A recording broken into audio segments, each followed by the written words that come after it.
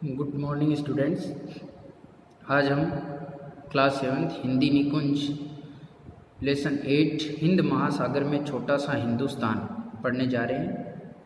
Start करते हैं। पठन से पूर्व प्राचीन युग, मध्य युग और उसके बाद भी अंग्रेज़ों के आधिपत्य काल में अनेक भारतीयों ने सुदूर देशों में जाकर भारतीय संस्कृति का प्रचार प्रसार किया। यानी प्राचीन काल में, फिर मध्य काल में और उसके बाद जब अंग्रेज़ भारत में शासन करने आए, उनके आधिपत्य काल में भी अनेक भारतीय ऐसे थे जो अलग अलग दूर दूर देशों में जाकर भारतीय संस्कृति का जिन्होंने प्रचार किया। कुछ भारतीय तो वहाँ जाकर बस भी गए और इसी कारण उन देशों में भारतीय जनजीवन की गहरी छाप भी पड़ी। मॉरिशस ऐसा ही एक देश है जिसे छोटा सा हिंदुस्तान कहना गलत नहीं है। हिंद महासागर में मॉरिशस एक छोटा सा देश है और उसे छोटा हिंदुस्तान कहना गलत नहीं होगा। चर्चा करें और जीवन मूल्य ये आप पढ़ेंगे। स्टार्ट करता हूँ। मॉरिशस वह देश है जिसका कोई भी हिस्सा समुद्र से 15 मील से ज़्यादा दूर नहीं है। यानी मॉरिशस एक ऐसा देश है जिसका कोई सा भी हिस्सा समुद्र से 15 मील से ज़्यादा दूर नहीं है। मॉरिशस वह देश है जहाँ की जनसंख्या के 67% लोग भारतीय मूल के हैं। यानी जितनी टोटल जनसंख्या है उसका 67% इंडियन है। मॉरिशस वह देश है जिसकी राजधानी पोर्ट लुई की गलियों के नाम कलकत्ता, मद्रास, हैदराबाद और बम्बई है तथा जिसके एक पूरे मोहल्ले का नाम काशी है। यानी मॉरिशस में भी जो उसकी राजधानी है पोर्ट लुई, उसकी गलियों के नाम जो है वो कलकत्ता, मद्रास, हैदराबाद और मुंबई तथा जिसके एक पूरे मोहल्ले का नाम काशी है। जो यहाँ हमारे जो है वो सिटीज़ है इंडिया में, उन्हीं के नाम पर है, उन गलियों के नाम रखे गए हैं। मॉरिशस का वह देश है मॉरिशस जहाँ बनारस भी है, गोकुल भी है और ब्रह्म स्थान भी। यानी ये सारी चीज़ें हैं, तो इंडिया की झलक देखने को वहाँ पर मिलती है।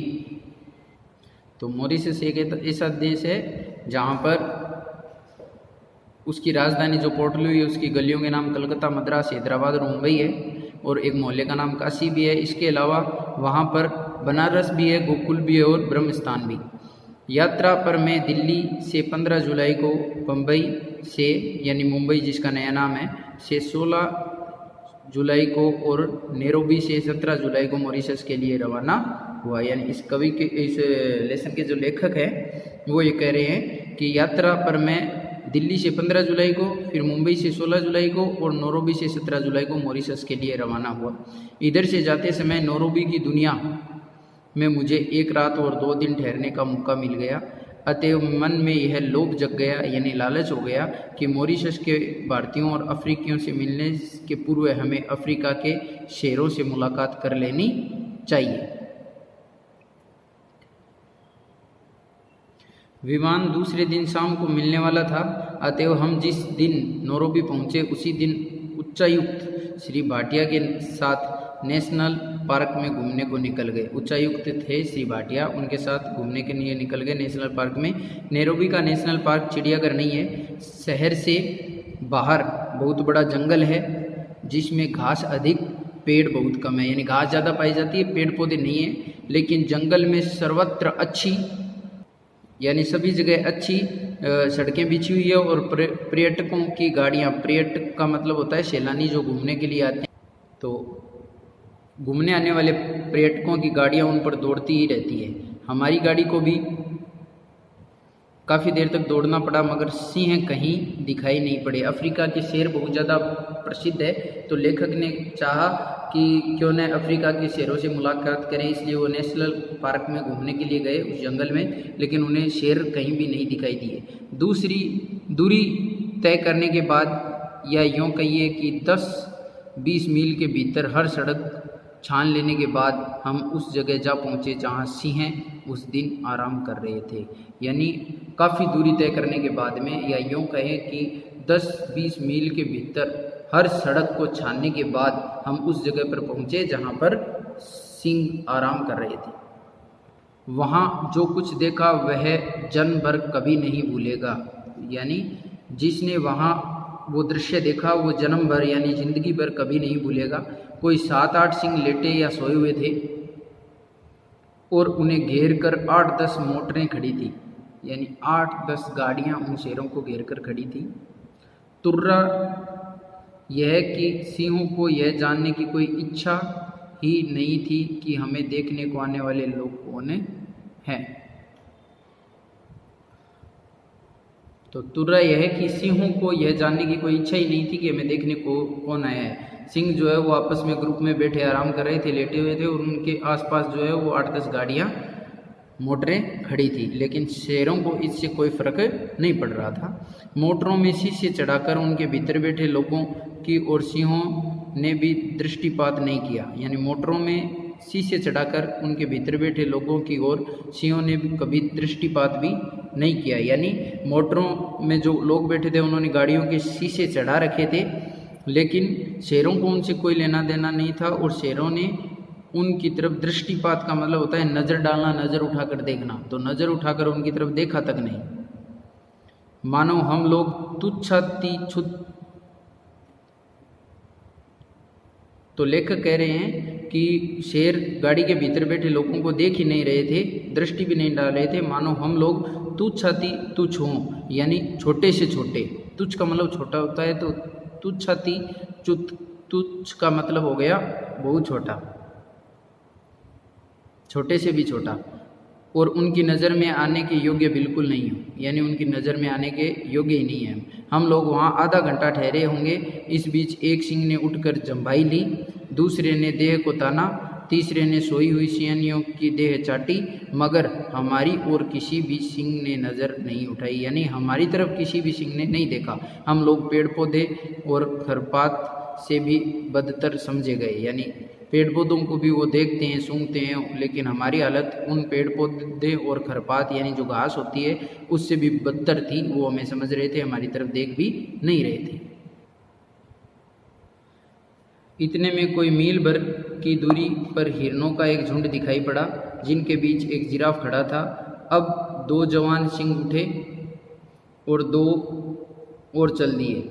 एक तो थोड़ा सा आगे बढ़कर एक जगह बैठ गया, लेकिन दूसरा घास के बीच छिपता हुआ मोर्चे पर आगे बढ़ने लगा। हिरणों के झुंड ने ताड़ लिया। ताड़ लेने का मतलब होता है भांप लेना, समझ लेना कि उन पर सिंहों की नज़र पड़ रही है, अतः वे चरना भूलकर चौकन्ने हो उठे। फिर ऐसा हुआ कि झुंड से छूटकर कुछ हिरण एक तरफ को भाग निकले, मगर बाकी जहाँ के तहाँ खड़े रहे। इच्छा तो यह थी कि हम लोग देर तक रुकें और देखें क्या होता है, क्या देखने को मिलता है, किंतु समय 6 से ऊपर हो रहा था और 7 बजे तक नेशनल पार्क का फाटक बंद हो जाता है। फिर यह भी बात थी कि शिकार तो सिंह सूर्यास्त के बाद किया करते हैं, और शिकार वे झुंड का नहीं करते बल्कि उस जानवर का करते हैं जो भागते हुए झुंड से पिछड़ जाता है। अब यह बात समझ में आई कि हिरण भागने को निरापद नहीं समझ कर एक गोल में क्यों खड़े थे। निरापद का मतलब होता है सुरक्षित, सुरक्षित क्यों समझ रहे थे, यानी लेखक कह रहा है हमारी अब समझ में आया था कि हमें पता था, ये तो पता ही था कि शेर जो है वो सूर्यास्त के बाद में शिकार करता है और झुंड में नहीं करता। झुंड में भागने वाले जब कोई पिछड़ जाता है उसका शिकार करता है। तब लेखक कह रहा है कि हमें समझ में आया कि हिरणों का एक ग्रुप जो है वो वहाँ खड़ा ही क्यों रह गया। नैरोबी से मॉरिशस तक हम BOAC के विमान में उड़े। यह विमान नैरोबी से 4 बजे शाम को उड़ा और 5 घंटे की निरंतर उड़ान यानी लगातार उड़ान के बाद जब वह मॉरिशस पहुंचा तब वहां रात के लगभग 10 बज रहे थे। रात थी, अंधेरा था, पानी बरस रहा था, मगर तब भी हमारे स्वागत में बहुत लोग खड़े थे, हमारा स्वागत करने आए हुए थे। हवाई अड्डे के स्वागत का समा का मतलब होता है दृश्य, नज़ारा देखकर यह भाव जगे बिना नहीं रहा कि हम जहाँ आए हैं वह छोटे पैमाने पर भारत ही है। यानी जिस प्रकार से हमारा वहाँ पर स्वागत किया गया तो हमें ऐसा लगा कि हम भारत में ही हैं छोटे पैमाने पर। मॉरिशस द्वीप भूमध्य रेखा से कोई 20 अंश दक्षिण और देशांतर रेखा 60 अंश के बिल्कुल पास, किंतु उससे पश्चिम की ओर बसा हुआ है। मॉरिशस की अधिकतम लंबाई जो है वो 47 किलोमीटर और अधिकतम चौड़ाई जो है वो लगभग 48 किलोमीटर है। वैसे पूरे मॉरिशस द्वीप का रकबा जो है वो 1150 वर्ग किलोमीटर आंका जाता है। यह द्वीप हिंद महासागर का मोती है, यानी मॉरिशस द्वीप जो है उसको हिंद महासागर का मोती बोलते हैं। भारत समुद्र का वह सबसे खूबसूरत सितारा है। चूंकि मॉरिशस के भारतीयों में से अधिकांश बिहार और उत्तर प्रदेश के लोग रहते हैं, यानी मॉरिशस में जो भारतीय हैं उनमें ज़्यादातर बिहार और उत्तर प्रदेश के हैं, इसलिए हिंदी का मॉरिशस में व्यापक प्रचार है, यानी बहुत दूर तक फैला हुआ है। क्योंकि यूपी और बिहार के लोग हैं वो ज़्यादातर हिंदी बोलते हैं, तो वहाँ पर हिंदी ज़्यादा बोली जाती है, प्रचार ज़्यादा है। मॉरिशस की हिंदी प्राचीन सभा जीवित जागृत संस्था है। जागृत यानी जीती जागती संस्था है। मॉरिशस की राजभाषा अंग्रेजी है। मॉरिशस जो है उसकी राजभाषा जो है वो अंग्रेजी, किंतु बोलचाल की भाषा क्रेओल है। क्रियोल है भोजपुरी और फ्रेंच भाषा का एक मिश्रण है। भोजपुरी और फ्रेंच मिक्स करके बोली जाती है, उसे क्रियोल कहते हैं। तो क्रियोल के बाद मॉरिशस की दूसरी जनभाषा भोजपुरी को ही मानना पड़ेगा, यानी क्रियोल के बाद में अगर कोई दूसरी भाषा है जनभाषा तो वो भोजपुरी है। प्राय सभी भारतीय भोजपुरी बोलते अथवा उसे समझ लेते हैं। यहाँ तक कि भारतीयों के पड़ोस में रहने वाले चीनी भी भोजपुरी बखूबी बोल लेते हैं। चीनी लोग हैं वो भी बोल लेते हैं। ये पैराग्राफ वापस रीड करता हूँ कि यह द्वीप हिंद महासागर का मोती है, भारत समुद्र का वह सबसे खूबसूरत सितारा है। चूंकि मॉरिशस के भारतीयों में से अधिकांश बिहार और उत्तर प्रदेश के लोग हैं, इसलिए हिंदी का मॉरिशस में व्यापक प्रचार है, यानी फैली हुई है हिंदी भाषा भी। क्योंकि यूपी और बिहार के लोग हिंदी ज़्यादा बोलते हैं, तो मॉरिशस में हिंदी का व्यापक प्रचार है। मॉरिशस की हिंदी प्राचीन सभा जीवित जागृत संस्था है। जीवित जागृत का मतलब जीती जागती। मॉरिशस की राजभाषा जो है वो अंग्रेजी है, किंतु बोलचाल की भाषा क्रियोल है। क्रियोल क्या होता है? क्रियोल फ्रेंच और भोजपुरी भाषा का मिश्रण है। तो क्रियोल के बाद मॉरिशस की दूसरी जनभाषा भोजपुरी को ही मानना पड़ेगा। प्राय सभी भारतीय भोजपुरी बोलते अथवा उसे समझ लेते हैं। यहाँ तक कि भारतीयों के पड़ोस में रहने वाले जो चीनी हैं वो भी भोजपुरी बखूबी बोल लेते हैं, किंतु मॉरिशस की भोजपुरी शाहबाद या सारन मॉरिशस की जो भोजपुरी है वो शाहबाद या सारन की भोजपुरी नहीं है। उसमें फ्रेंच के इतने संज्ञा पद घुस गए हैं कि आपको बाज शब्दों के अर्थ पूछने पड़ेंगे, बार शब्दों के अर्थ पूछने पड़ेंगे। हिंदी और भोजपुरी मॉरिशस निवासी भारतीयों को एक सूत्र में बांधे हैं, और मॉरिशस को भारत के साथ बांधने का काम भी हिंदी ही कर रही है। मॉरिशस को भारत से जोड़ने का काम हिंदी भाषा कर रही है। मॉरिशस में हिंदू संस्कृति की रक्षा का काम तुलसीदास जी की रामायण ने किया, यानी मॉरिशस में हिंदू संस्कृति जो फैली हुई है उसका काम तुलसीदास जी की जो रामायण है उसने किया।